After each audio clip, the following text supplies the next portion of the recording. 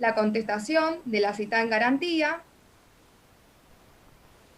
y ahí vamos a tener que tomar, digamos, va a tener que incorporar este ejercicio profesional de leer detalladamente esta contestación de demanda, ver qué límite me están invocando. Ningún supuesto para la exclusión de cobertura, como falta de pago o suspensión de la póliza, se reconozca la cobertura, pero a continuación inmediatamente solicita que se le haga extensiva la condena en los términos del artículo 118 de la Ley de Seguros, invocando alguna limitación con la finalidad de que, llegado el momento de la sentencia, o llegado o alcanzada la ejecución de la sentencia, la misma evite responder por cualquier suma que exceda ese límite cuantitativo. Entonces, nos contesta la citación en garantía, vamos a analizar qué límite nos invoca, vamos a hacer ese ejercicio, lo tenemos que incorporar a nuestra rutina profesional. ¿Y qué pasa? ¿Qué puede, o sea, qué nos puede resultar? Que en apariencia, de acuerdo a las características del siniestro, bueno, puede parecer razonable. Ahora, ¿qué es lo que no debemos perder de vista? Es que los juicios suelen durar varios años, 5, 10 o incluso más.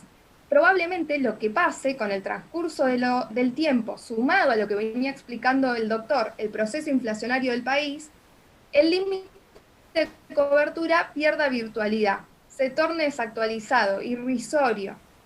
Entonces, acá es donde uno dice, bueno, no tengo que actualizar o no tengo que analizar en realidad el límite de cobertura con el bolsillo de hoy, ¿sí?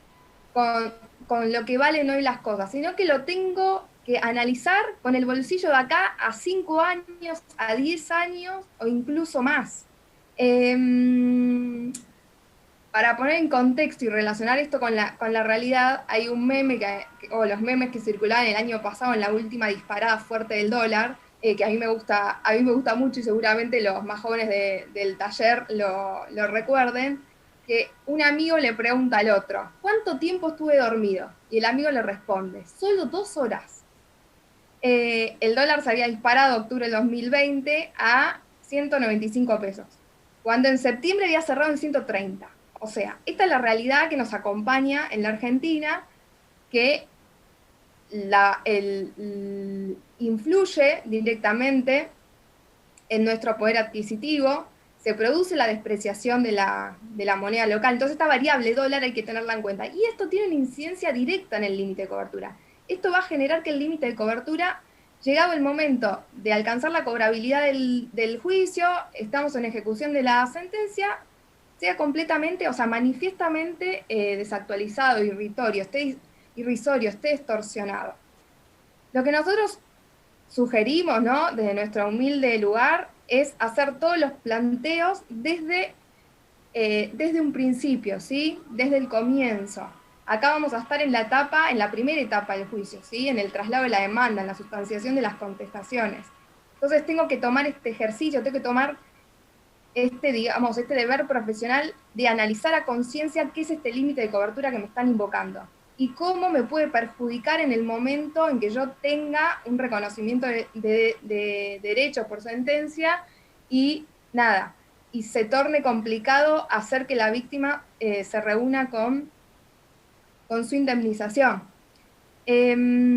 Fíjense ustedes, o sea, hay pólizas emitidas conforme límites que responden al seguro obligatorio de responsabilidad civil.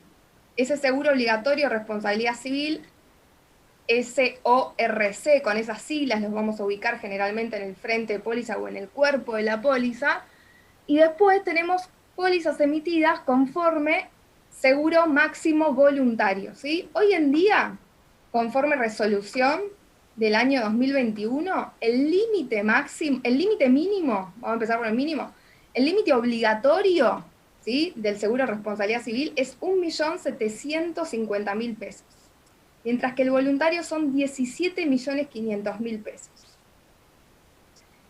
La última actualización fue en el 2019 y era 1 millón para el obligatorio y 10 millones para el voluntario. La anterior fue en el 2016, tenemos otra en el 2014, o sea, desde 1993 hay una secuencia de actualización en lo que son las resoluciones que establecen los límites de cobertura. Algo que también tenemos que prestar atención, que es a partir del 2016 se elimina por la resolución de la Superintendencia de Seguros de la Nación, que es la que regula todas estas normativas y todas estas resoluciones en relación a cuáles son los límites vigentes y a partir del momento en que empieza a cobrar vigencia esa resolución, elimina la posibilidad de emitir pólizas con sublímites o con límites distintos a los aprobados. Entonces no puede haber productos dando vuelta emitidos por o que ofrecen las compañías aseguradoras diferente a estos límites, hasta el límite obligatorio y al límite voluntario. Antes del 2016 se presentaba esta situación en la que había un seguro obligatorio de 200.000 pesos, de acuerdo a la resolución, y de repente te aparecían pólizas aprobadas por la Super, pero que ofrecían las compañías de seguro con un límite de 100.000, o sea, por debajo del seguro obligatorio. Entonces, bueno, ¿qué vamos a hacer, digamos, para pelear, ¿no? Para atacar estos límites de cobertura, para evitar que nos perjudiquen llegado el momento? Los pasos que nosotros sugerimos seguir son los siguientes. En primer lugar, vamos a desconocer la prueba documental. La totalidad de la prueba instrumental acompañada por la citada en garantía al momento de efectuar la contestación.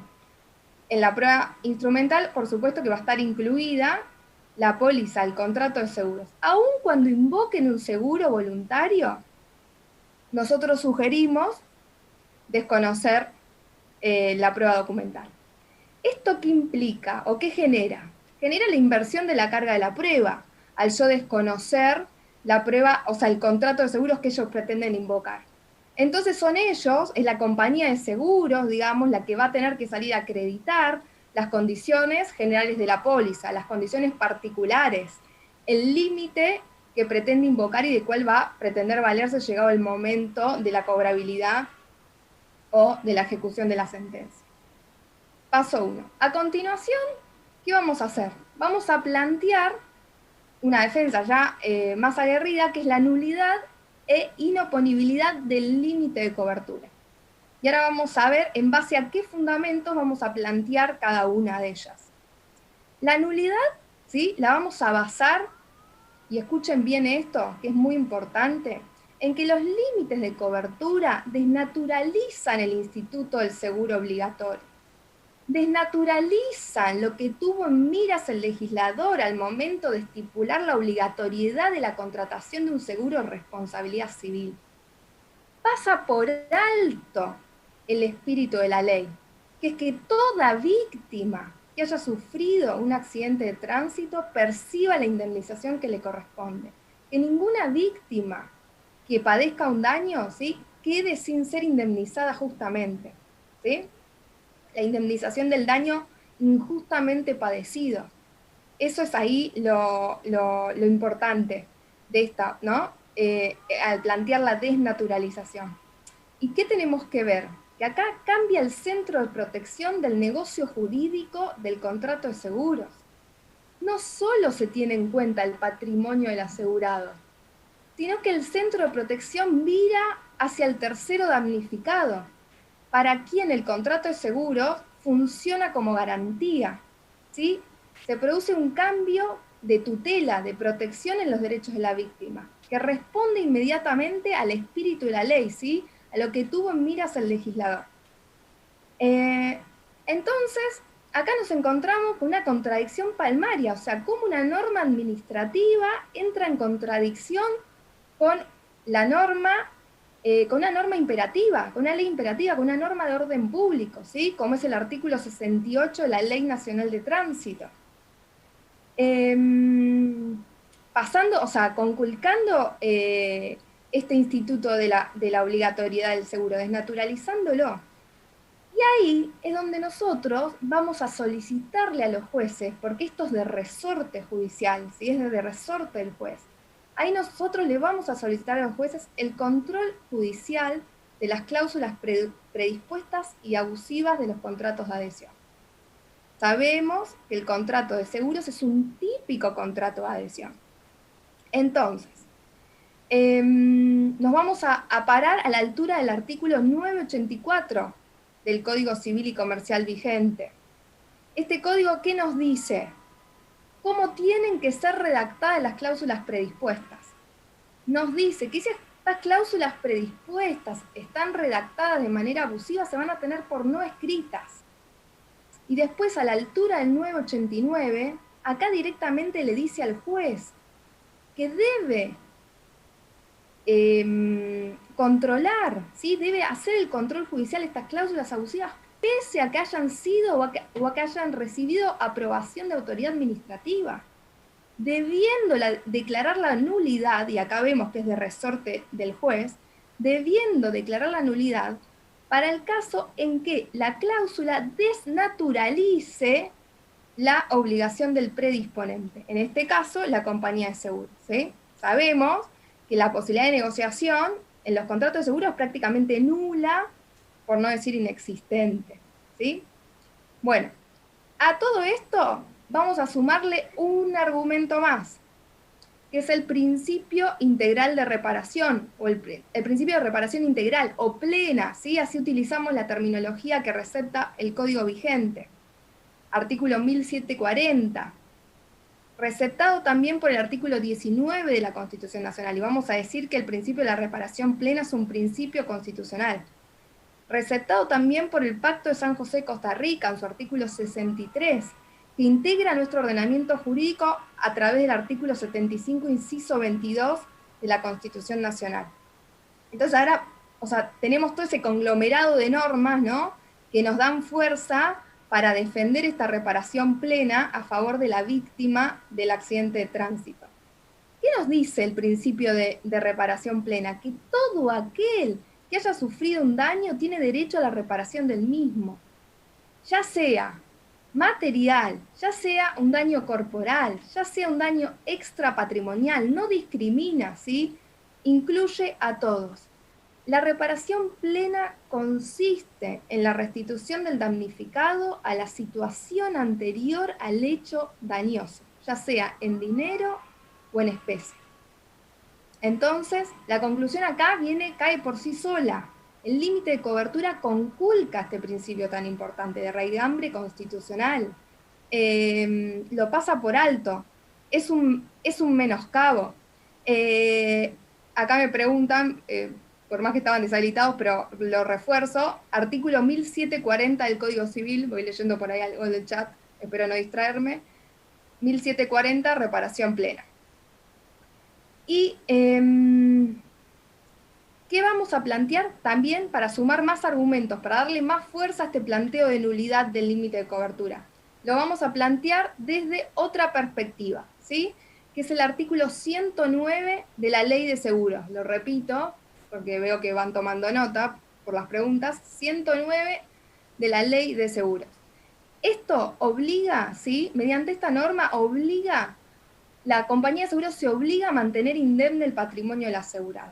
Ahora bien, tenemos una compañía de seguros obligada a mantener indemne el patrimonio del asegurado, pero que invoca un límite de cobertura como escudo protector de su patrimonio, dejando expuesto el patrimonio del asegurado, a quien tenía que cubrir o proteger, ¿sí?, ante las eventuales acciones que inicien las víctimas de los accidentes de tránsito devenida en acreedor, por la imposibilidad del cobro, de acceder al cobro de la totalidad de la indemnización, reconocida, pese a que tuvo que haber tramitado seguramente un largo juicio. Entonces acá vemos, o sea, cómo se perjudica al asegurado, cómo se perjudica al tercero damnificado. La víctima es doblemente perjudicada.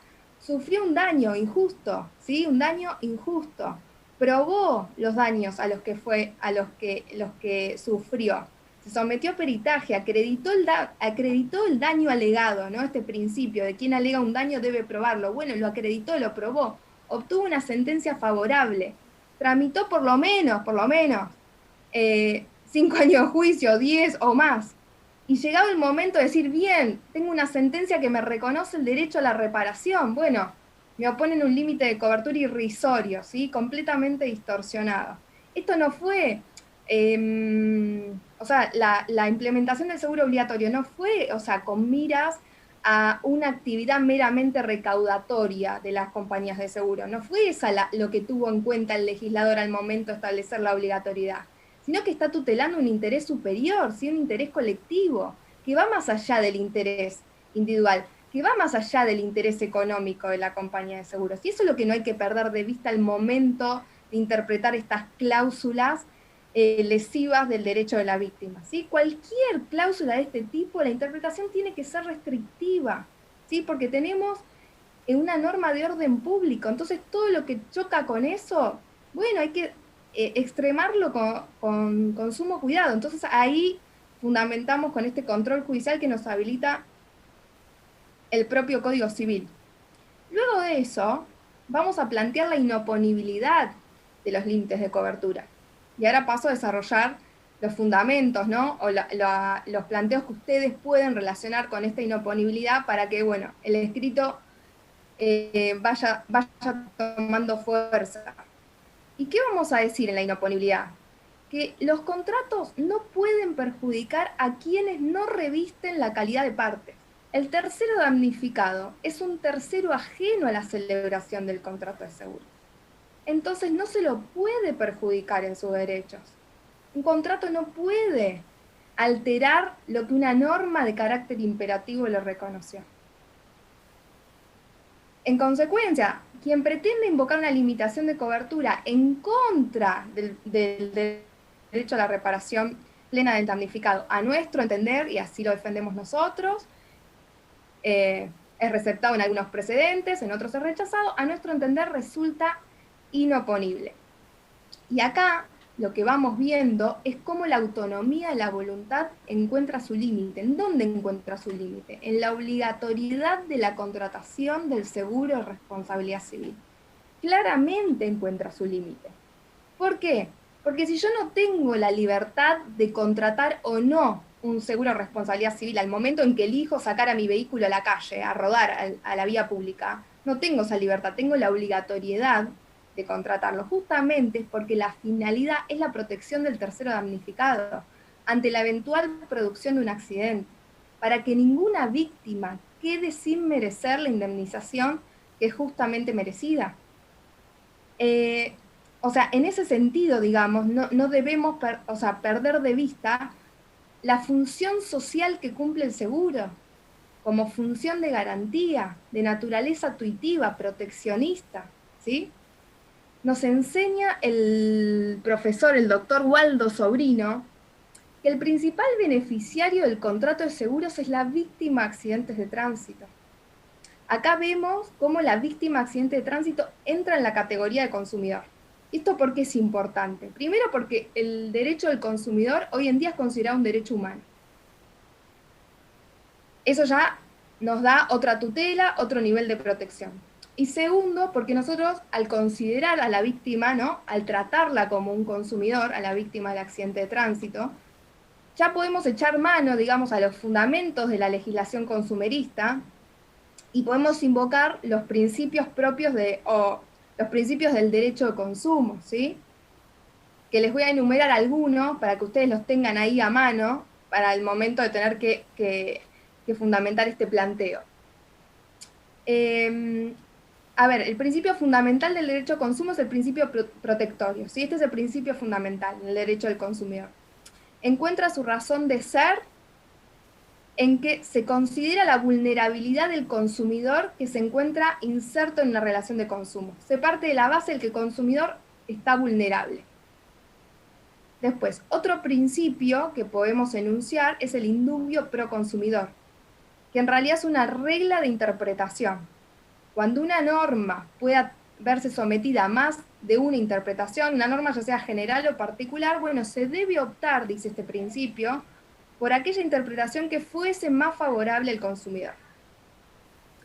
Después, podemos mencionar uno que a mí me gusta mucho, que se llama principio de progresividad y no regresividad. ¿Esto qué nos dice este principio? Que la legislación siempre tiene que ser de avanzada, siempre tiene que ser en progreso, garantizando ya más, o sea, del piso del piso de derechos adquiridos que tiene el consumidor. Nunca puede el Estado nunca puede adoptar medidas o legislar en contra de lo que ya se le ha reconocido, o sea, en retroceso de lo ya reconocido. Siempre la legislación tiene que ser de avanzada. Nunca se puede legislar perjudicando la situación en la que se encuentra ese consumidor.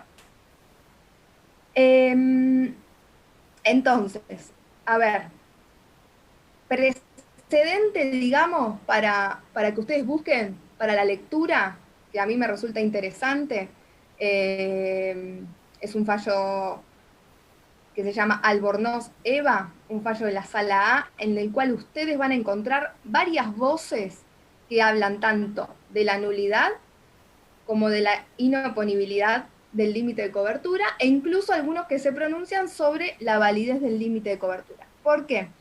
Nosotros en el estudio habíamos hecho varios planteos, en la integración original de la sala no se lograron poner de acuerdo, con lo cual tuvieron que integrar con camaristas de otras salas hasta lograr conformar el acuerdo.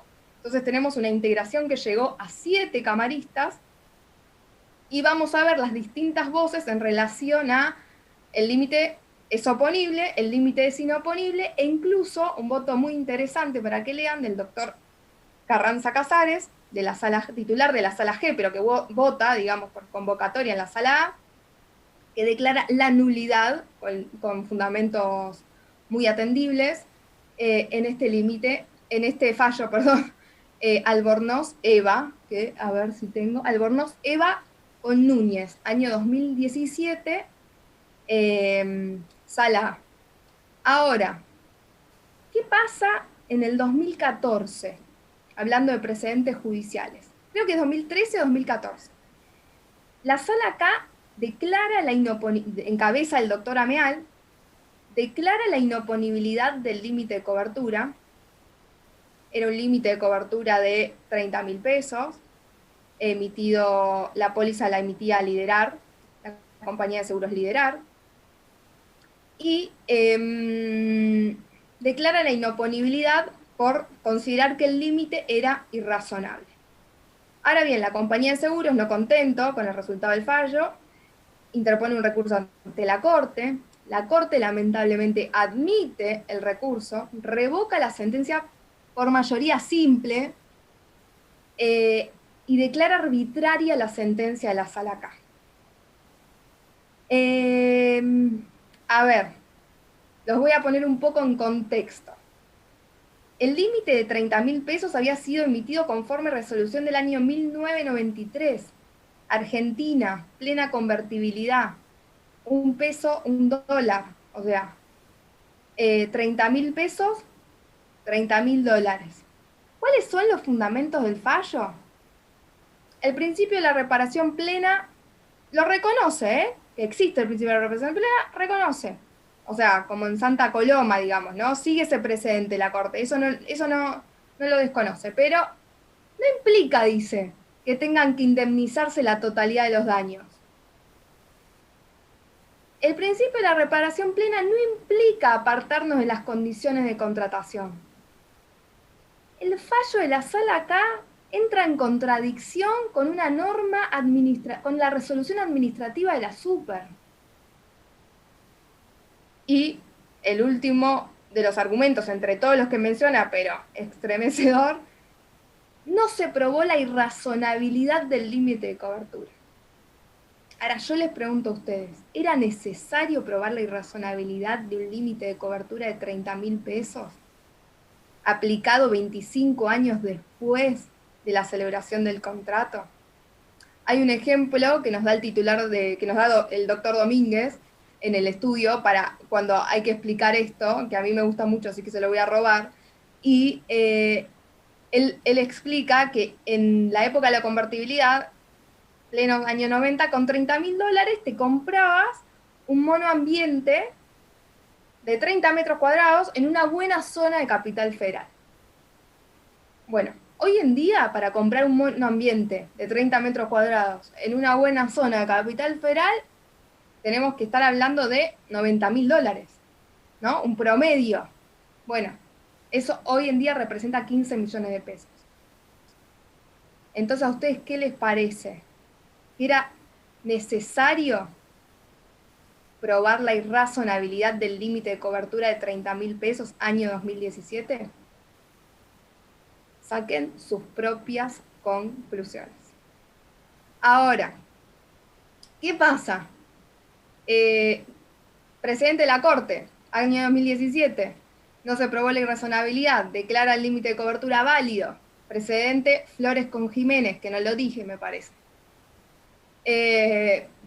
Bueno, estábamos en el estudio con el doctor Domínguez, y bueno, y obviamente el resto de los asociados y demás. Y bueno, teníamos que empezar a pensar nuevos planteos, ¿no? Soluciones alternativas para empezar a introducir, digamos, una nueva pelea y atacar estos límites de cobertura, completamente desvirtualizados.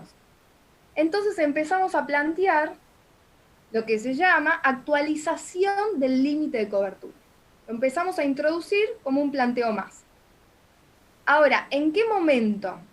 No al contestar la demanda, como estábamos explicando antes que planteamos la nulidad y la inoponibilidad, sino recién en los alegatos o en la expresión de agravios, dado que la irrazonabilidad del límite uno la va a poder advertir de manera manifiesta, ¿sí? O sea, que el límite está distorsionado, generalmente cuando se está llegando al momento de la sentencia definitiva, ¿no? Entonces ahí la duración excesiva del pleito, sumado al proceso inflacionario, ahí vemos como el límite quedó completamente licuado. Entonces vamos a plantear la actualización del límite de cobertura. ¿Qué vamos a pedir? Que el límite de cobertura se aplique conforme resolución normativa vigente de la Superintendencia de Seguros de la Nación, vigente en el momento, o sea, vigente en el momento de la cuantificación definitiva del daño, vigente en el momento del efectivo pago. ¿Sí? Entonces vamos a decir que si el contrato de seguro fue emitido conforme, conforme el seguro obligatorio de responsabilidad civil de aquel momento, ascendiendo el seguro de responsabilidad civil en la actualidad a tal suma, en este caso serían 1.750.000, bueno, vamos a pedir que se aplique el límite actualizado, ¿sí? Vamos a decir, está bien, la compañía de seguros va a responder en los términos del 118, o sea, en la medida del seguro, pero esa medida del seguro va a ser la medida del seguro actualizada conforme normativa vigente. En parte vamos a reconocer que el límite de cobertura se volvió operativo, pero bueno, conforme normativa vigente, ¿sí? Lo que hay que pelear es el alcance del límite de cobertura, ¿sí? Cómo ese límite de cobertura va a ser aplicado en la actualidad, porque la sentencia se dicta a valores actuales, el límite de cobertura debe ser aplicado a valores actuales. Eso es lo que hay que tener en cuenta. Entonces, este planteo que vamos a poder introducir en los alegatos o en la presión de agravios en subsidio, porque siempre vamos a ir por la nulidad, por la inoponibilidad del límite, y en subsidio vamos a plantear esta actualización, para el caso en que haya salas que no quieran dictar un precedente o un fallo en contra de un precedente tan reciente de la Corte. Hay salas que, pese al precedente de la Corte, Flores, siguen decretando la inoponibilidad. Pero bueno, hay otras, y hemos tenido hasta el momento favorable acogida, que toman la actualización del límite de cobertura, ¿sí? Y bueno, y dicen, el límite de cobertura que debe aplicarse es el vigente al momento de la cuantificación o al momento del efectivo pago. Entonces, a ver, se los puedo mencionar para que ustedes tengan en cuenta, digamos, para buscar la jurisprudencia, por si tienen que hacer un planteo de estas características. Tenemos Sione con Santana de la Sala M, tenemos Decio Emiliano, creo que ese fallo nos lo dictaron el año pasado, en el 2020, de la Sala F, tenemos precedentes de la Sala J, Riser, creo que es con doble S, Rodríguez Teodora, creo que ese es del 2018. Esto motivó planteos similares con diferentes matices, digamos, de acuerdo al caso concreto en diferentes jurisdicciones. Entonces también tenemos precedentes de la Sala Primera de Quilmes, y así mismo de la Suprema Corte de Provincia de Buenos Aires, ¿sí? Se llaman Martínez estos precedentes, 2018-2020 creo que son, y uno es Martínez Emir y otro Martínez Rosa. Todo esto estos precedentes jurisprudenciales receptan esta actualización del límite de cobertura a conforme normativa vigente al momento de la cuantificación o del efectivo pago. Es importantísimo tener en cuenta que la problemática se presenta cuando se trata de aplicar un límite que data de muchísimos años atrás. Al momento de realizar la cuenta indemnizatoria a valores actuales, el límite vino completamente desvirtuado. A ver, si la compañía de seguros hubiera pagado la indemnización en el momento en que se produjo el siniestro, en el momento en que se produjo el accidente, y bueno, sí, probablemente hubiera alcanzado. Ahora, si la compañía de seguros posterga el pago, se ve beneficiada por la postergación del pago porque lo que hace es que el límite de cobertura pierda virtualidad, entonces por la desvalorización monetaria se termina viendo beneficiada económicamente. Entonces es necesario hacer el planteo, digamos, para que no pierda efectividad, no pierda tutela el derecho a la reparación de las víctimas de accidentes de tránsito. La propia superintendencia viene reconociendo que hay que actualizar los límites con mayor periodicidad porque pierden vigencia. A ver, digo esto y le vuelvo, planteo esto y le vuelvo a ceder la palabra al doctor. Todos estos planteos y todos estos presentes que yo fui mencionando son en relación al seguro obligatorio de responsabilidad civil. Entonces, bueno, el seguro obligatorio emitido en el momento del accidente, bueno, quiero que me apliquen o solicito que me apliquen con este alcance el seguro obligatorio vigente. Ahora, ¿qué pasó? Nos llega al estudio una causa en la que, bueno, había ocurrido lo fatal. Una víctima muere, algunas víctimas graves, un límite de cobertura máximo, o sea, seguro voluntario, no iba, o sea, pero no alcanzaba para la indemnización reconocida. Entonces ahí dijimos, bueno, a ver, estamos frente a un seguro voluntario, pero bueno, también planteemos la actualización del límite de cobertura. ¿Por qué? Porque si la indemnización se cuantifica a valores actuales debe aplicarse el límite de cobertura que se tornó vigente. Y otro argumento más, la voluntad que primó al momento de la contratación del contrato de seguros, o sea, el asegurado fue y no contrató la cobertura mínima, contrató la cobertura máxima que le pudieran ofrecer en ese momento. Si él hubiera querido contratar un seguro mejor, no hubiera podido, porque esto lo regula la super. Entonces, esa voluntad que primó, es decir, contrató un seguro voluntario para tener mayor riesgo asegurado, bueno, esa voluntad que primó debe trasladarse al momento del cumplimiento del contrato, ¿sí? Que es el momento en el que se va a ejecutar la sentencia. Entonces vamos a decir, seguro voluntario del momento de la emisión de la póliza debe actualizarse conforme seguro voluntario vigente al momento del efectivo pago de la cuantificación definitiva del cumplimiento del contrato.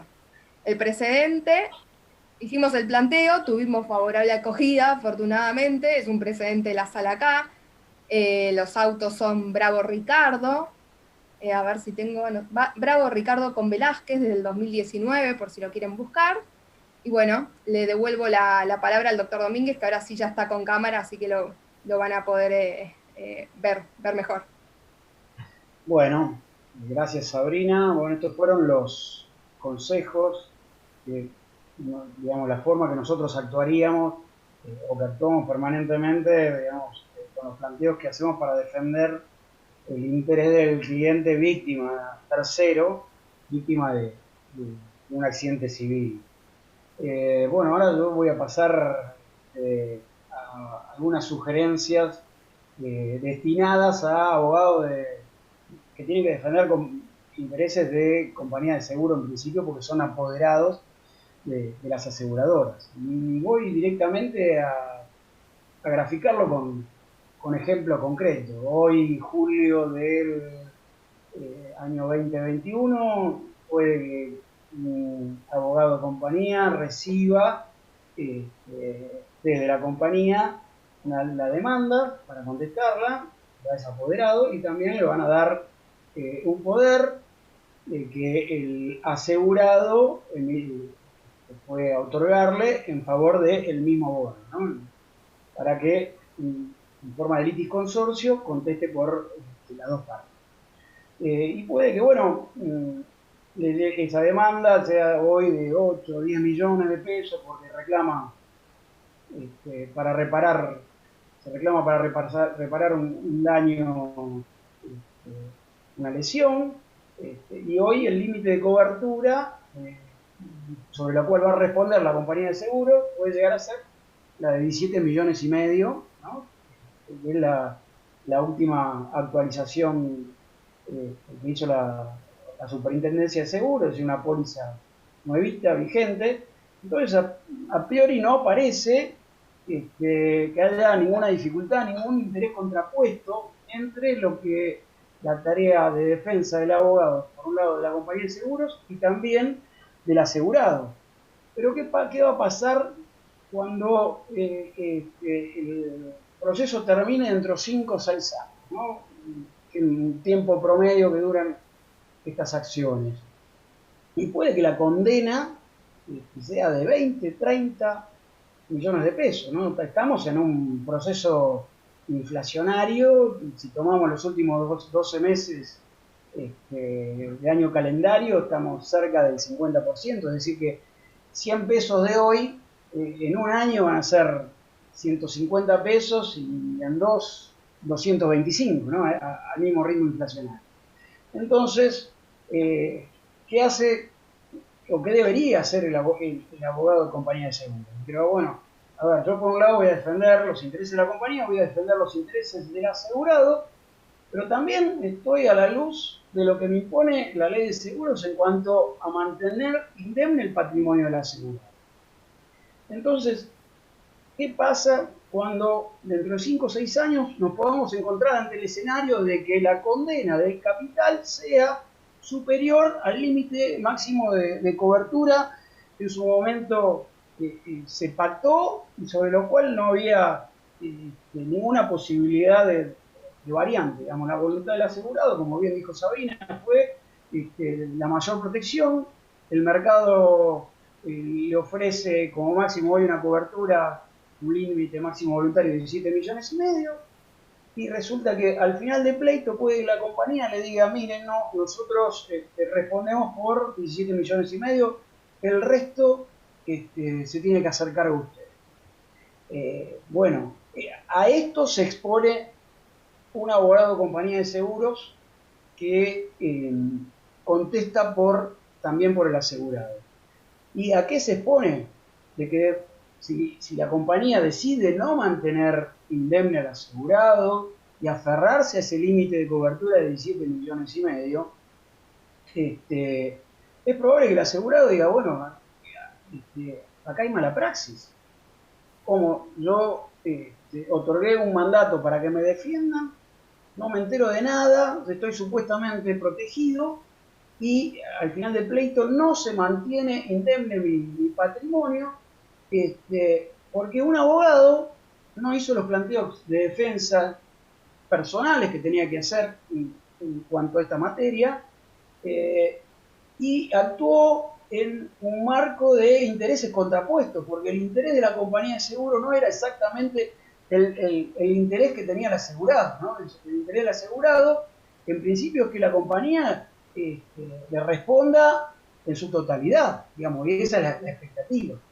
Entonces, la sugerencia al letrado, antes de contestar la demanda, tiene que ir a la compañía y decir, bueno, a ver, ¿ustedes van a responder por la totalidad o van a hacer valer el límite de los 17 millones y medio? Porque de esa forma, cuando esto finalice y terminemos con una condena superior, ese límite de 17 millones y medio va a ser insuficiente para cubrirlo.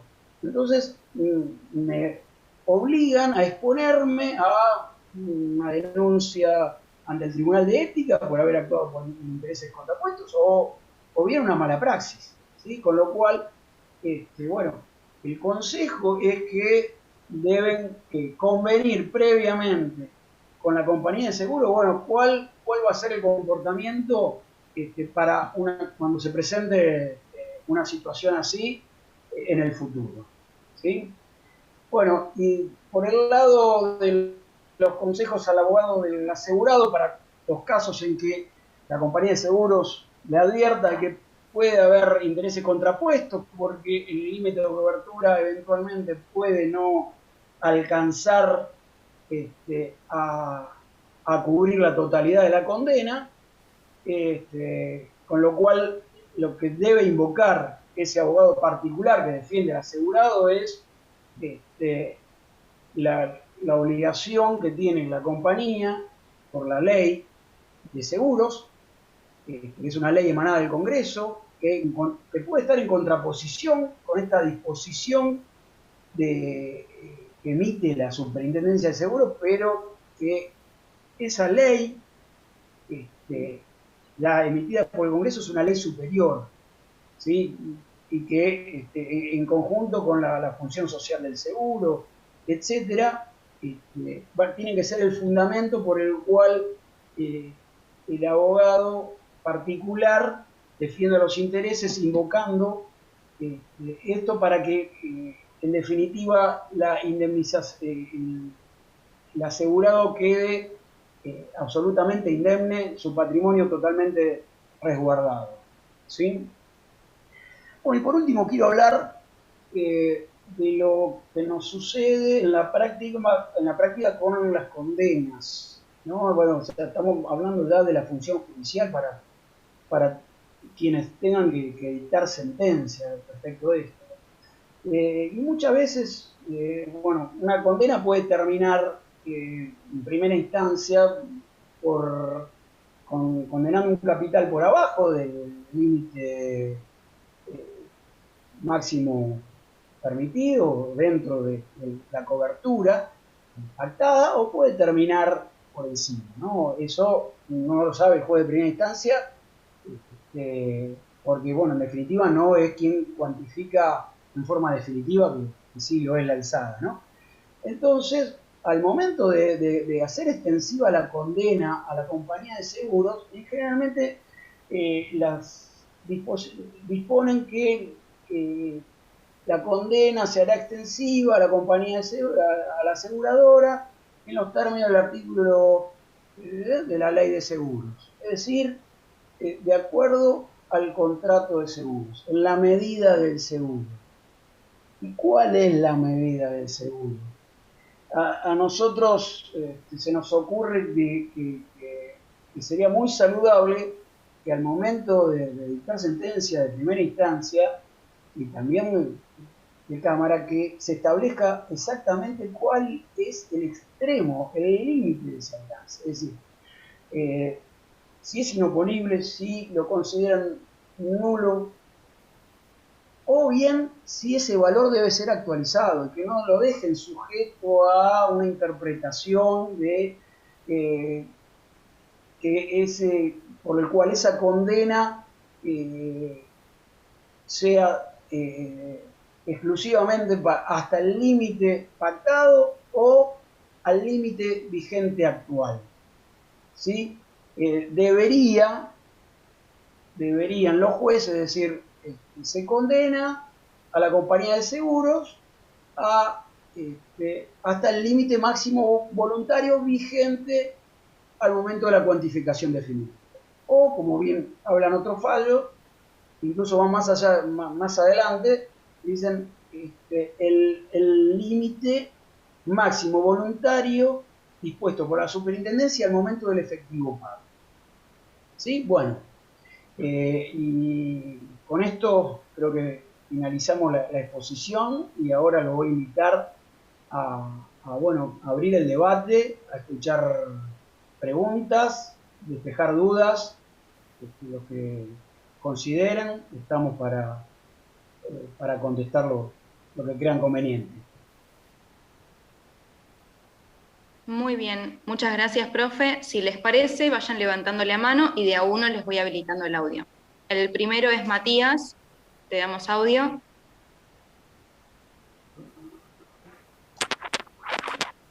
Hola, ¿qué tal? Buenas tardes. No sé si se me escucha. ¿Sí? Sí, sí, acá te Ah, estamos ok, escuchando. perfecto. Bueno, en relación a... me inquietó mucho el tema de esto del abogado que contesta demanda y contesta citación en garantía, digamos, el problema que te trae aparejado el hecho de esto que usted menciona. Yo, en el caso particular, he visto en el estudio donde actualmente trabajo una situación la cual usted plantea. Y usted sabe que al momento de que sale la sentencia de Cámara y adquiere firmeza digamos, nace la obligación para el pago, justamente se superó este límite de cobertura y el abogado, por imposición de la compañía, tuvo que renunciar con una carta documento que fue adunada al expediente. Y esto realmente es inquietante. Eh, Cuando yo lo vi, lo miré con cierta normalidad, pero ahora que usted lo menciona, realmente es una mala praxis. Si nos atenemos a...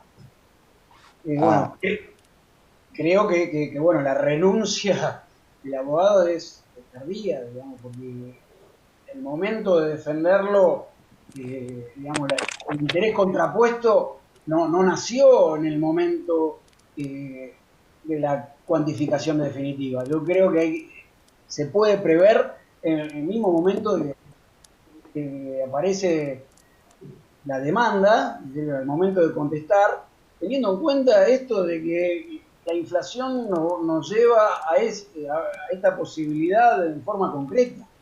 Con lo cual yo Sí, sí, creo que ese abogado que renunció actualmente está expuesto a que su ex defendido lo demande por mala praxis e incluso le haga una denuncia en el Tribunal de Ética. Y el motivo va a ser de que defendió intereses contrapuestos. Termina manifestándose en el momento de esa cuantificación. ¿Sí? claro, Con claro, lo claro, claro. cual yo creo que los estudios externos que defienden intereses de compañía de seguros tienen que pactar previamente estas condiciones. ¿Sí? De lo contrario, deberían abstenerse de contestar la demanda por el asegurado, para no entrar en intereses contrapuestos. Claro, claro. La verdad que no, es inquietante en el sentido de que para quienes trabajamos en estudios, en representación de compañías y muchas veces nos imponen esta cuestión, uno no lo analiza, digamos, en el sentido de que puede traer aparejado una responsabilidad profesional. Pero ahora que usted lo menciona, es algo realmente inquietante. Eh, y nada, por supuesto agradecerle, ¿no? Bueno, pues nada, ¿con quién seguimos? Muy bien, seguimos con Esteban. Esteban, te estamos solicitando el audio. Ahí, ¿no? Ahí está bien. Sí, perfecto. Perdón, bueno, buenas tardes a todos. Disculpe, doctor, probablemente la pregunta no tiene que ver con lo que expusieron hasta ahora, pero sí con un tema de seguros, que tiene que ver con lo siguiente. ¿Qué pasa cuando el asegurado vive, por ejemplo, tiene dos casos iguales, en una villa de emergencia, en la que la notificación, o sea, notificarlo es imposible? La compañía obviamente se presenta y plantea que obviamente no hay acción directa contra la compañía. Y el juez ordena la notificación al cliente, al cliente de la compañía de seguro, que para colmo, por ejemplo, en uno de los dos casos que tengo, la compañía misma le dice, no te presentes. Y yo lo sé por la persona, ¿no es cierto? Bien, bueno, Tengo a los ver, datos.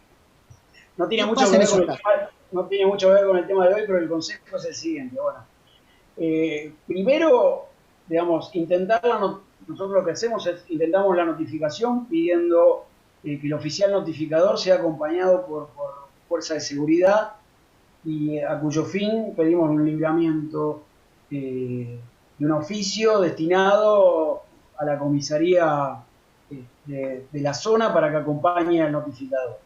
A veces logramos notificar de esa forma. Y después, bueno, si no se logra aún de ese modo, manifestar la imposibilidad, bueno, pedir el oficio a RENAPER para que digan cuáles son los domicilios que tiene declarado ante la autoridad pública el asegurado o el conductor demandado, intentar todas esas notificaciones de toda la forma, y luego de eso manifestar la imposibilidad y solicitar la notificación por edictos, y luego la intervención, y para el caso de que, bueno, lo más lógico, que no se presente el asegurado, intervenga el defensor oficial. De esa forma se cuidaría de no involucrarse en futuras nulidades, ¿no? Pero mucho trabajo, mucho esfuerzo y mucho tiempo, pero no hay otro camino, no hay otro camino. En general, las notificaciones, por lo menos en la capital federal, con la comisaría de la zona, se terminan haciendo las diligencias y buscando el domicilio y muchas veces logrando esta notificación.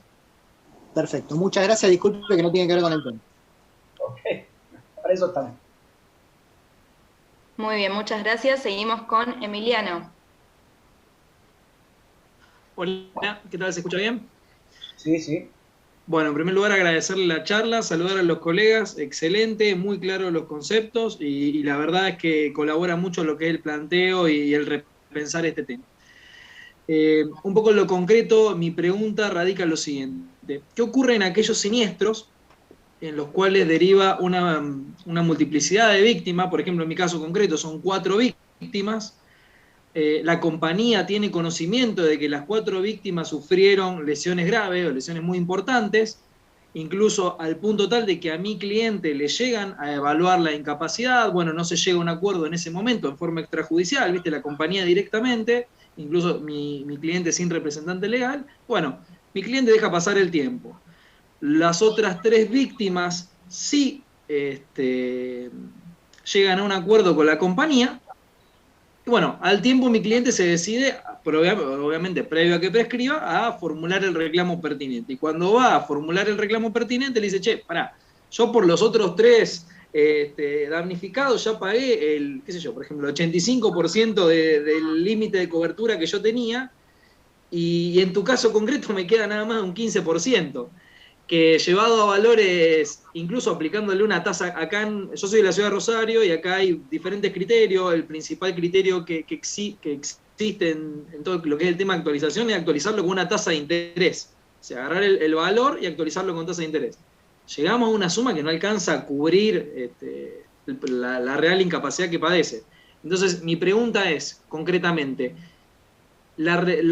porque bueno, el 119, viste que te habla de cuando vos tenés una pluralidad de damnificados, la compañía los tiene que hacer una reserva o pagarlos a prorrata. Entonces, ¿cómo jugaría en este caso, si han tenido la experiencia y si tienen alguna sugerencia de cuál ha sido su experiencia?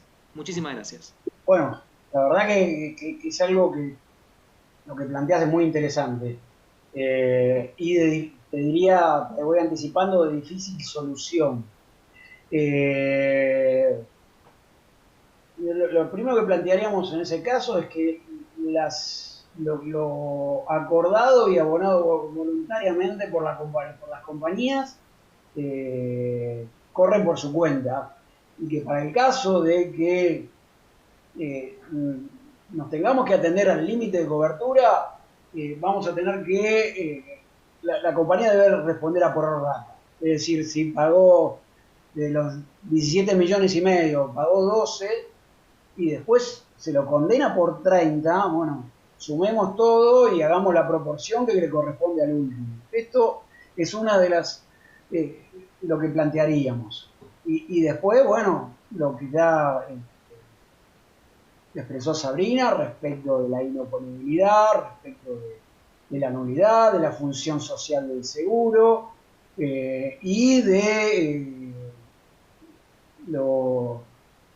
le reitero lo que dice la ley, también la ley de seguro, el artículo 100 de algo, no recuerdo, de que debe mantenerse indemne el patrimonio del asegurado. Es decir, bueno, el tercero tiene que estar plenamente indemnizado, ¿sí? el asegurado tiene que estar indemne, ¿sí? Todo esto son leyes nacionales, ¿sí? Emanadas del Congreso de la Nación.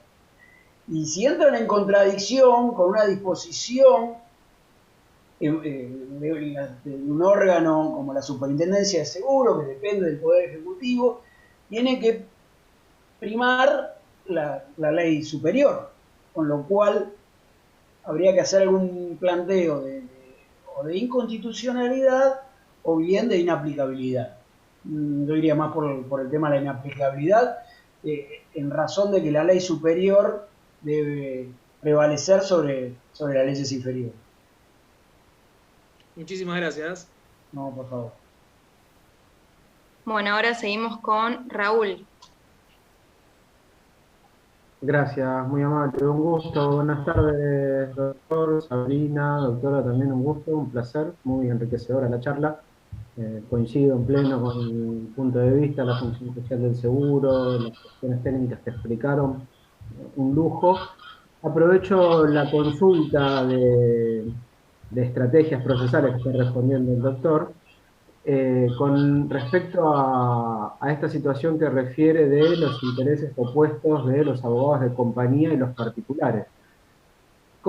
¿Qué estrategia o cómo podemos nosotros como abogados particulares, en el caso de que un cliente sea el demandado justamente, y nosotros advertimos que se encuentra en esta situación desde desde el traslado de la demanda, desde que se inicia el proceso, de qué forma podemos intervenir ahí cuando incluso el demandado, por el contrato de seguro, tiene que delegarle para que sea efectiva la cobertura, la representación a su compañía de seguros?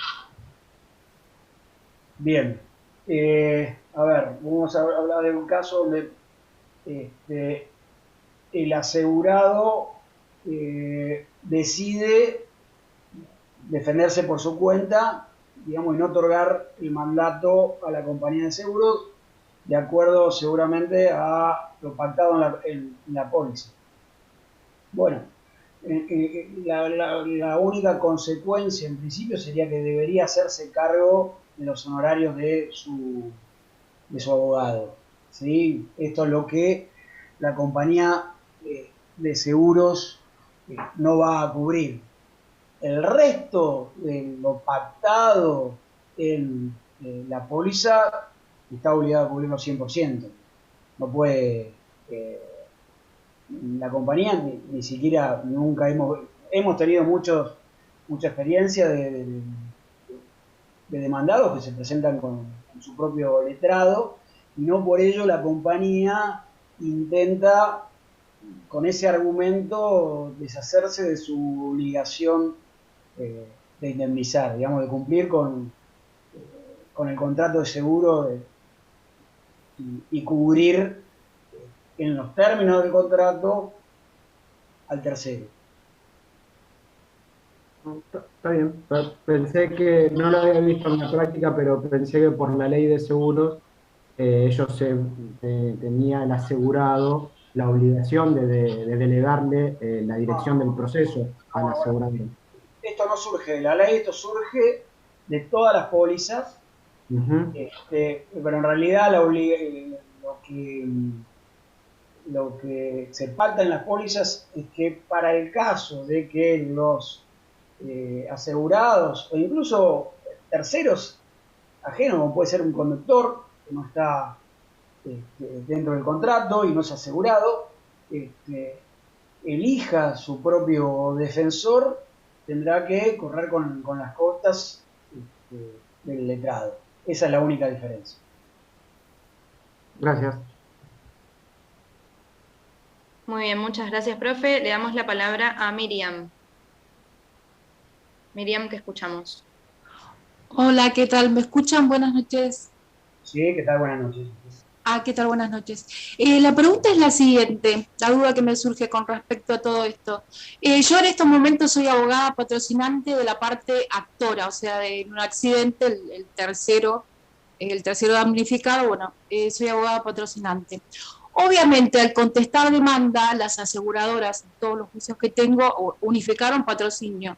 O sea, el abogado del apoderado de la aseguradora junto con el asegurado. Unificaron patrocinio. Y todos, sí, obviamente, y en todos también, al responder demanda, dijeron de que iban a responder de acuerdo, bueno, al límite justamente de la cobertura del artículo tal de la ley de seguros. La pregunta que tengo es, puntualmente, o sea, al momento de la sentencia, ¿sí? Si ese límite supera entonces la suma por la cual ellos dicen que responden, yo tendría que presentar un escrito diciendo de que actualicen los montos, o sea, solicitando que se actualicen esos montos. Bien, ya entendido. Bien, estamos hablando de lo que habitualmente ocurre, que es un liticonsorcio pasivo entre las distintas partes demandadas en un accidente de tránsito o un accidente civil donde un tercero reclama. Bien. Bueno, esto se lleva a una condena, ¿no? Y es posible de que no haya habido planteos previos. Nosotros sugerimos hacer algunos luego de la contestación de demanda, cuando el juzgado provee, bueno, por contestar la demanda, por ofrecida la prueba, téngase presente la instrumental, bueno, de desconocimiento, posición, etc. Y puede que esta situación de desfasaje y de falta de cobertura de una parte de la condena aparezca en la sentencia, posiblemente en primera instancia. Lo primero que yo haría es, lo que hacemos es un recurso de aclaratoria en relación a cuál es el alcance de la condena a la compañía de seguros. Y ahí podemos plantear todo el tema de la actualización, es decir, está bien, la condena se hace solidaria, se hace extensiva a la compañía de seguros en los términos de, en la medida del seguro. Entonces, bueno, ¿cuáles son los alcances de esa medida de seguro? Bueno, porque estamos hoy podemos tener una sentencia de 10 millones y la póliza en su momento se emitió, el límite máximo era de 6 millones, como lo fue, si no me equivoco, hasta el 2016. Un hecho del 2015, nos encontramos así, bueno, primero que decía, bueno, ¿cuáles son los alcances? ¿Sí? Porque existe esta jurisprudencia que dice que el alcance tiene que ser actualizado. Es el límite máximo voluntario del 2015 de 6 millones, en realidad tiene que ser 17 millones. Eso sin perjuicio de que en el momento de los agravios plantear la inoponibilidad o la nulidad con los fundamentos que ya vinimos explicando. Pero bueno, eso sería básicamente lo que hacemos nosotros y lo que estamos aconsejando ahora en este momento. Bueno, perfecto. O sea que todavía estoy a tiempo, entonces. Mira, incluso nosotros, en casos donde nos pidieron asesoramiento ya con sentencia de cámara firme, llegamos a plantear al momento de la liquidación, de practicar liquidación, y nos fue bien. Así que... Bueno. Perfecto, perfecto. Gracias, gracias. Muy bien, muchas gracias. Ahora le damos la palabra a Agustina Guzmán. Agustina. Ahí está. Ahí te escucha. No, bueno, en realidad mi pregunta, ¿qué tal? ¿Cómo les va? Mi pregunta en realidad creo que fue casi contestada, era más que nada por curiosidad, coincido justo con lo que te preguntaban recién. Capaz, ahora en función de la respuesta que recién brindaste, me surge como otra pregunta sobre el tema, ¿no? Que es, pensada capaz en el caso de que uno tuviera que pedir eventualmente una aclaratoria, porque en general las sentencias siempre lo que indican es eso, como bueno, hasta el límite de cobertura, es amplísimo.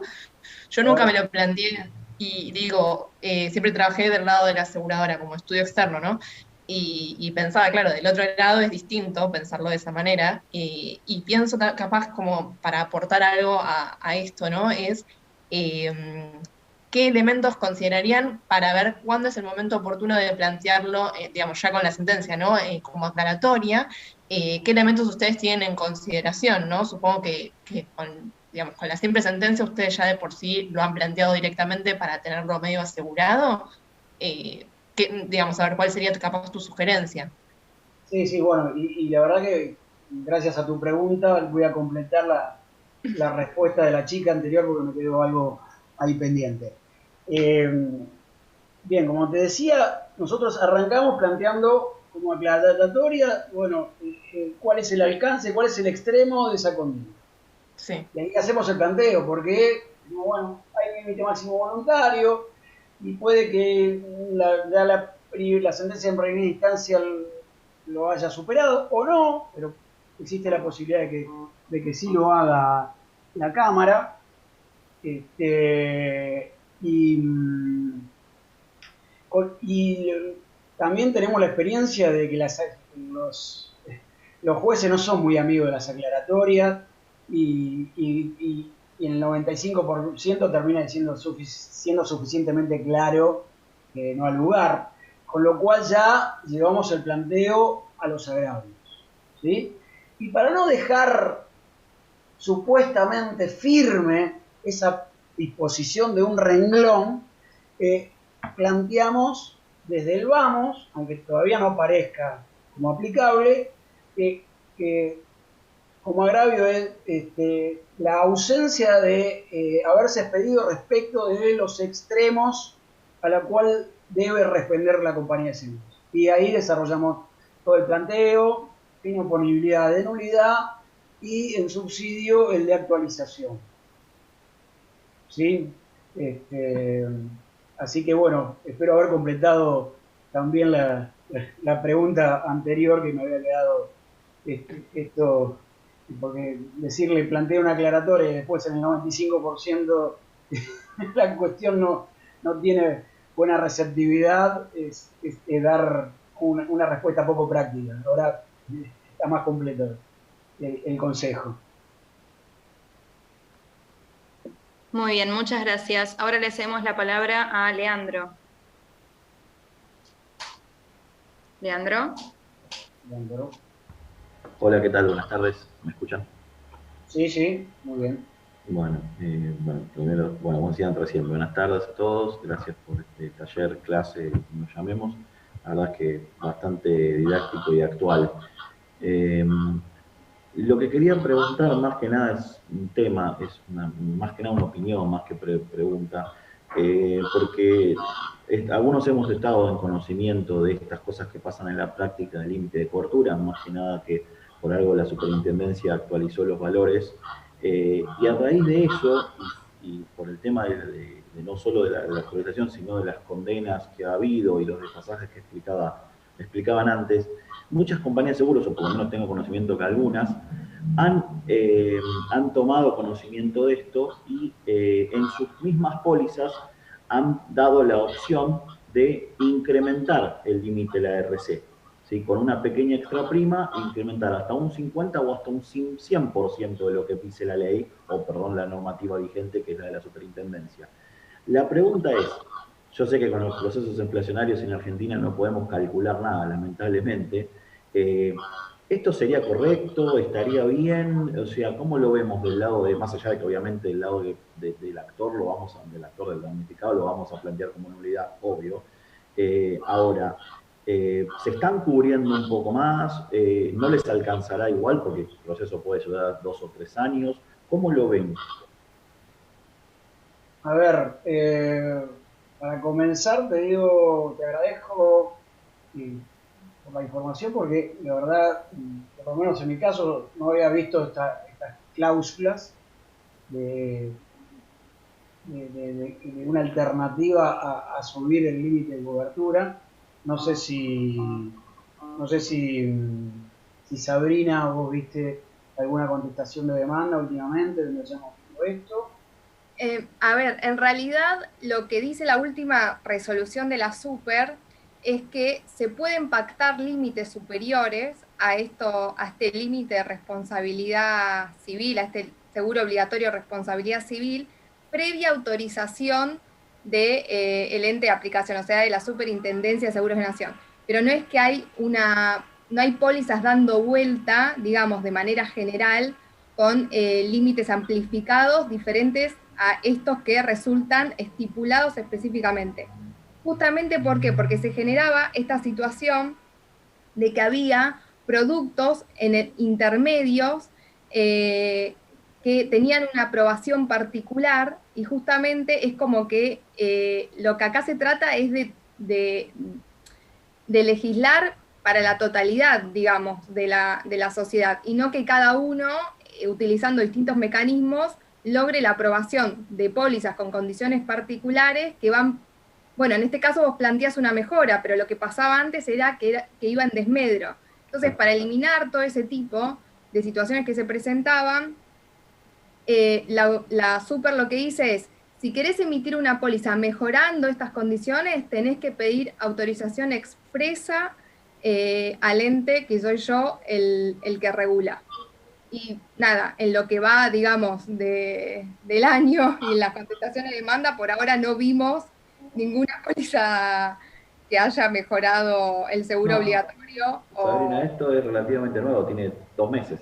Por eso, lo que va, digamos, de que está vigente, sí, claro, de abril del 2021, no lo vimos. Sí vimos que pueden invocar el seguro voluntario como límite por acontecimiento y el seguro obligatorio como límite por persona. Es así, esa combinación. Entonces, bueno, en lo que planteaba el otro compañero, digamos, en un siniestro en el que hay multiplicidad de víctimas, bueno, al ampliarte el límite por acontecimiento, bueno, ahí tenemos una condición que puede resultar un poco más beneficiosa. Pero bueno, hasta lo que va, digamos, en la casuística al día de la fecha, por ahora no nos encontramos con ese tipo de pólizas.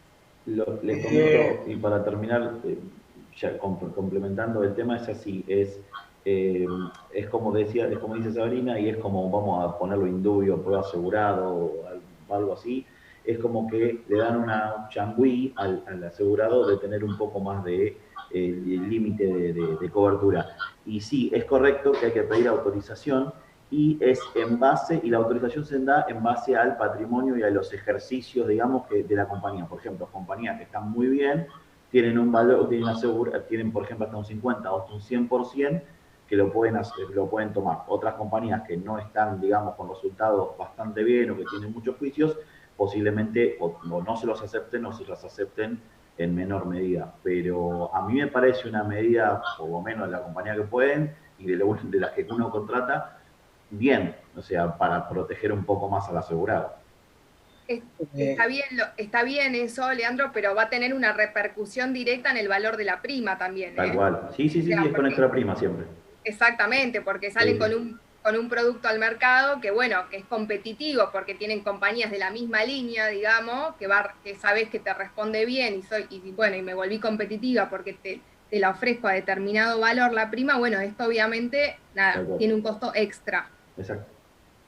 Pasa que, bueno, lo que planteas vos sería, digamos, para la función del abogado al momento de asesorar un cliente que va a contratar una póliza contra terceros. Es decir, ojo, mirá, yo te sugiero que pagues más y plantees esto en determinadas compañías. Naturalmente, digamos, ese es el único aporte que podemos hacer nosotros los abogados. Después ya la cuestión pasa con la póliza ya fijada y nos tenemos que atener exclusivamente a eso, ¿no? Sí, correcto. La póliza ya pactada. Por ejemplo, los estudios externos de compañías de seguros o los propios actores, los terceros, no tenemos ninguna injerencia. Una vez que se produjo el siniestro, ya no tenemos nada que hacer en relación a lo que planteaste, ¿no? Por eso era más como un comentario que quizás, como me decían, pero es bueno saberlo. Pero muy útil porque, digamos, nos sirve a nosotros incluso como clientes de compañía. Tal cual. Bueno, puedo advertir de que, ojo que estamos contratando. Nosotros abogados, límite de cobertura de 7,5 millones, que no sé, hoy mismo puede llegar a ser insuficiente, ni hablemos en los 5 o 6 años para cubrir un siniestro importante, ¿no? Bueno, gracias. Muy bien, ahora continuamos con Rosa. Rosa.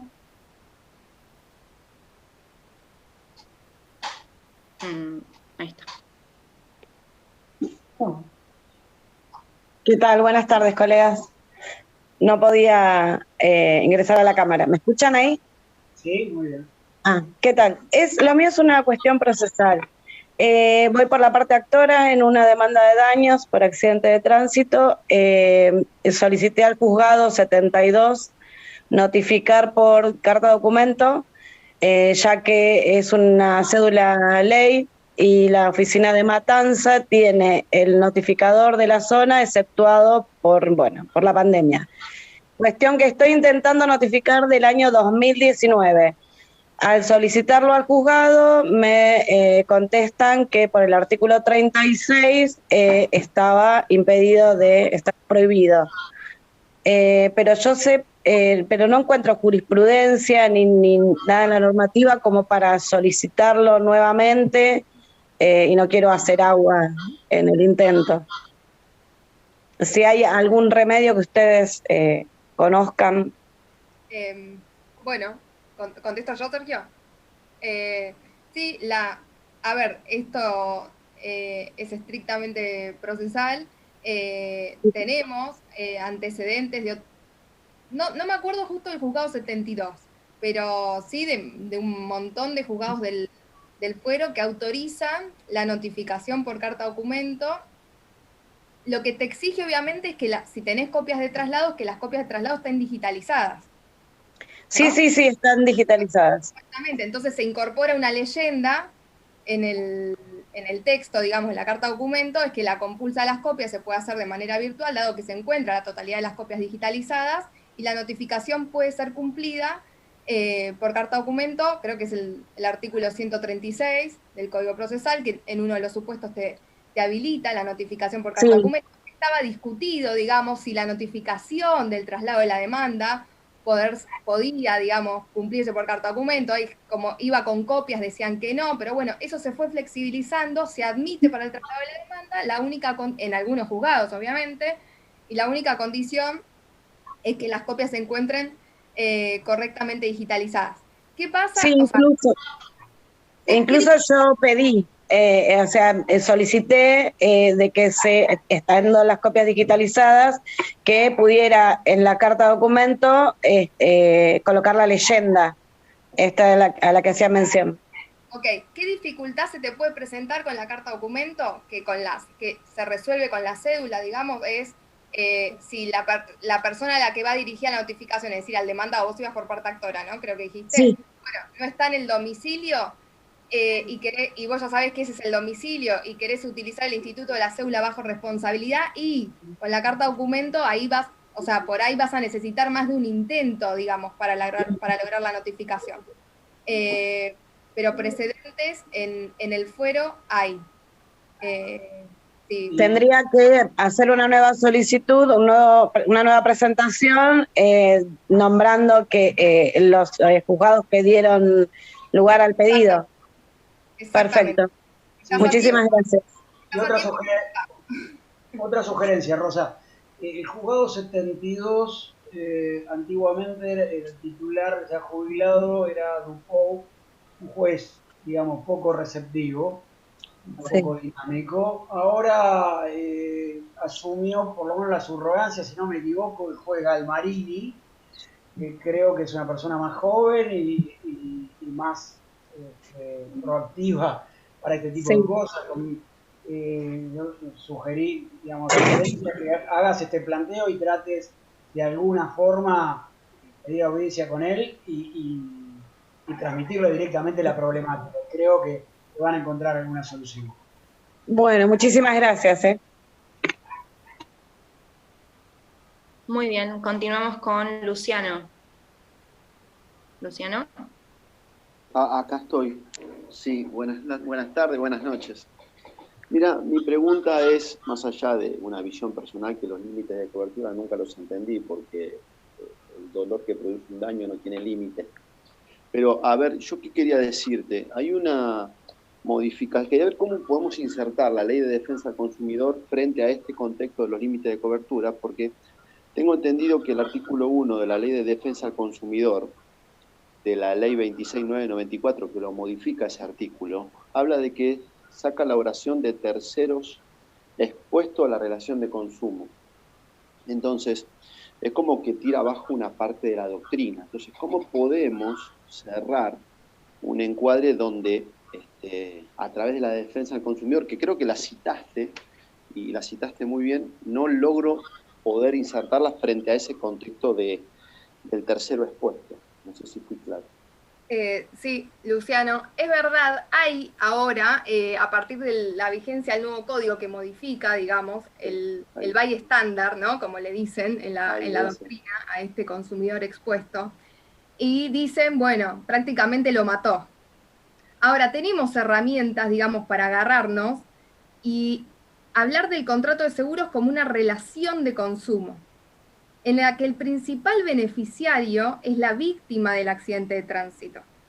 Y vas a encontrar un montón de artículos del profesor Dr. Waldo Sobrino, en los que vos vas a ver con una claridad expositiva y narrativa espectacular, en la que él categoriza a la víctima de accidente de tránsito como consumidor, con lo cual ahí no hace falta considerarlo consumidor equiparado, digamos, estar equiparado o estar expuesto a la relación de consumo, sino directamente lo considera parte de la relación de consumo por ser el principal beneficiario. ¿Se entiende?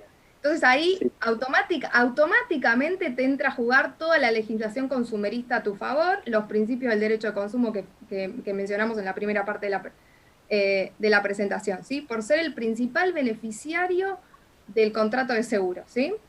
Más allá de esa oración que se sacó, que el tercero expuesto a la relación de consumo estaba bueno, quedaba fuera de todo. Bueno, Waldo Sobrino me dijiste, ¿no? Waldo Sobrino. Justamente el tercero expuesto es lo que es la doctrina que toma el fallo Mosca, ¿no? Claro, ese. Claro, y es como, es muy importante porque en el tercero expuesto, bueno, nada, entrábamos un montón, digamos, por decirlo. Lo que pasa claro, los intereses de las empresas que condicionan mucho a la hora de poder entrar. Esto creo que es directamente un condicionante del establishment de las empresas que sacaron esa oración. El no lobby, duda, es lobby es puro. El lobby puro. Y quedamos afuera todos, ¿entendés? Entonces, bueno, voy a ver a Waldo Sobrino. Waldo Sobrino lo explica muy bien, te explica que es el principal beneficiario, que o sea, este viraje, digamos, del centro de protección del negocio jurídico del contrato de seguros, que es en pos de la víctima, ¿sí? Que es la finalidad de protección a ultranza de la víctima, o sea, que forma parte de la relación de consumo, no es que está expuesto a la relación de consumo, ¿sí? Yo entiendo eso. Yo entiendo que forma parte. Forma parte de la relación de consumo. Y para justificarlo tenés al doctrinario Waldo, que escribió un montón de cosas. Bien. Sí, y te va a servir. Muchas gracias. No, de nada. Muy bien, ahora le cedemos la palabra a Rocío. Hola, buenas tardes. Bueno, antes que nada, quería agradecerles por la charla. La verdad es que muy buenas las conclusiones que nos llevamos. Y para complementar un poco con algunas de las consultas que ya se hicieron, quería consultarles por su opinión para los casos en los que cuando una sentencia aclare que la aseguradora deba responder por el límite de cobertura máximo fijado al momento del pago, ¿qué interpretan ustedes que podría llegar a pasar si con una sentencia de Cámara eso llegara a corte? O sea, porque entiendo que el criterio de corte es contrario al de algunas cámaras. Entonces, quería consultarles si ustedes interpretan que hoy el criterio de corte podría modificarse, y, o sea, digamos, básicamente si lo ven viable. A ver, lo que estableció la Corte es que el límite de cobertura es válido. Eso no significa, digamos, que haya expresado juicio de valor respecto a si va al límite original o si es actualizado. Con lo cual, aún bajo el criterio que estableció la Corte, decía, bueno, lo damos por válido el límite. También se puede pedir la actualización. Una cosa es la validez de ese límite y otra cosa es el alcance. Lo que sugerimos es ir sobre el lado de el alcance debe ser otro, debe ser actualizado. ¿Sí? Este planteo no contradice el fallo de la Corte. Ese tendría que ser el planteo. Y te sumo algo más, Rocío, que el fallo de la Corte de Flores revoca la sentencia de la Sala K por mayoría simple. Tenés, digamos, sí, una mayoría simple, o sea, 3-2. O sea, hay 2 magistrados que dicen el recurso era inadmisible, y justo es Rossetti que tiene escrito en materia de accidentes y de reparación integral y límites de cobertura, bastante legislación, digamos, pro víctima. O sea que, eventualmente, bueno, no sé, no está todo dicho. Perfecto, muchas gracias. Muy bien, ya estamos en hora. Tengo una, si les parece, o si quieren, si ustedes dirán, es de Victoria, que me lo está haciendo por chat, que dice si la póliza debe cubrir condena por daño punitivo. A ver, los daños punitivos hay que solicitarlos y los fundamos en la Ley de Defensa del Consumidor, ¿sí? Ahora, si nosotros no lo pedimos, el juez no lo va a dar. O sea, esto es a pedido de parte. La multa la tenemos que pedir cuando obviamente hay una relación de consumo en el medio, que se ve atormentada, en el que el consumidor fue vulnerado. Bueno, el daño punitivo hay que pedirlo, y es uno de los daños más de los que puede reconocer la sentencia. Hay que ver cómo le computa los intereses a ese daño punitivo, o sea, qué fecha de cómputo establece, pero lo tiene que pedir la parte. Y no es, y cuando vos ves el detalle, digamos, en los frentes de póliza que cubre la compañía de seguros, bueno, no, el daño punitivo no está, es de resorte, digamos, de la Ley de Defensa del Consumidor. Perfecto, muchísimas gracias. No sé cómo están de tiempo ustedes, profes. Hay una última pregunta de Mauro, si quieren que sea la última. A disposición. Bueno, Mauro, te damos el audio. Muy amable por el audio, gracias a las personas que expusieron, y tanto a Sabrina como a Osmar. Yo lo que necesito es que me aclare, Osmar, con respecto a esto que bien nos dijiste y que en parte comparto, porque sería bueno que no estemos con este sinfín de tribunales inferiores con una clase de decisiones en el que hacen inoponible el límite y que Corte todavía tenga sustentando la oponibilidad del límite. Y bien nos dijiste de que esta oponibilidad del límite tendría que ser pero actualizada. En caso de que estuvieses como legislador, ¿esa limitación tendría que ser hermética o podría ser esa limitación actualizada no hermética, sino que tenga cierta relatividad? A ver, ¿a qué te referís con que sea hermética? Que sea, digamos, fija, que no sea flexible. El único elemento por el cual nosotros encontramos cierta flexibilidad es llevando a la actualización. Todo lo demás tiene que ver con si es una limitación válida o nula, o si es una limitación oponible o inoponible. Estamos hablando de cláusulas válidas y oponibles. la única flexibilidad que se nos ocurre por ahora es con el planteo de actualizar esos límites que fueron pactados en tiempos donde la legislación emanada por la superintendencia tenía unos valores y hoy tiene otros, para llevarlos a los valores actuales. Después no le vemos otro tipo de flexibilidad, por lo menos a mí no se me ocurre. Un granito de arena porque has interpretado muy bien lo que planteé, pero ¿qué pasaría si se permite con una norma, por ejemplo, que se actualice ese límite, pero tenemos un responsable que se torna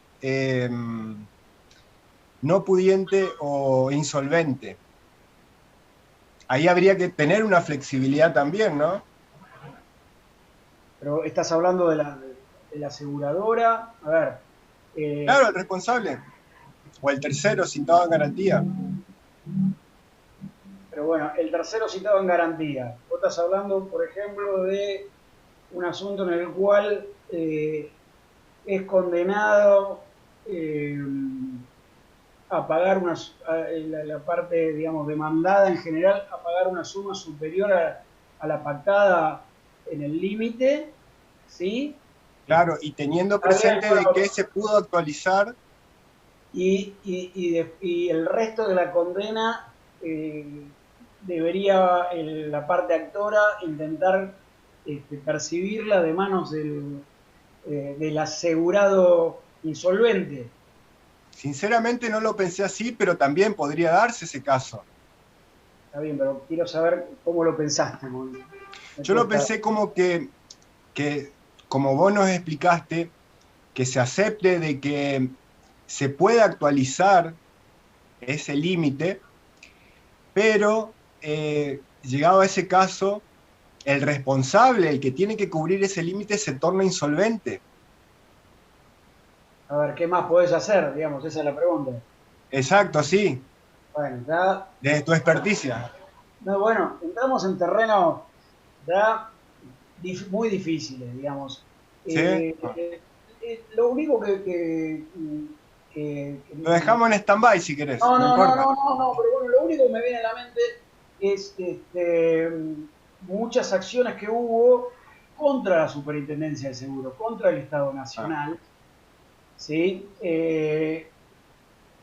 Pero sobre todo fundados en que no controlaron bien a compañías que terminaron liquidándose, ¿sí? Con lo cual se tornó incobrable la sentencia, entonces se la responsabilizó por no haber controlado bien a la compañía. Con el mismo criterio, no con el mismo criterio, pero con un fundamento similar, uno podría, en un juicio ulterior, intentar ir contra el Estado diciendo, ustedes pusieron un límite que no cumplía con la función social del seguro. Y no mantenía indemne el patrimonio del asegurado, vulneraron una ley superior, entonces son corresponsables y intentar cobrar al Estado por esa falta de contralor o de no cumplimiento con normas superiores. Normas imperativas, de orden público. El único remedio que, por lo menos en este momento, se me ocurre a tu interrogante. Buenísimo, muchas gracias, muy amable. Muy bien, ya no quedan preguntas. Eso fue todo. Si se quieren despedir, profes, yo de este lugar agradecerles a ustedes y a todos por participar. Bueno, muchísimas gracias por escucharnos, por la atención y por sumarse a este taller y bueno, también especialmente a los que participaron preguntando. Veo que hay muchos que intentan por chat. Bueno, el tiempo nos impide dar respuesta a todos los interrogantes. De mi lado, bueno, muchas gracias y espero verlos con prontitud. Bueno, yo también aprovecho para saludarlos y despedirlos y agradezco las muestras de gratificación de ustedes, que voy leyendo los comentarios a medida que íbamos respondiendo las preguntas, así que bueno, un placer y bueno, un taller altamente participativo, así que bueno, uno se va con el corazón contento de que pudo aportar un granito de arena para el ejercicio de la profesión, que muchas veces es complejo. Así que bueno, que estén todos muy bien. Buenas noches. Buenas noches.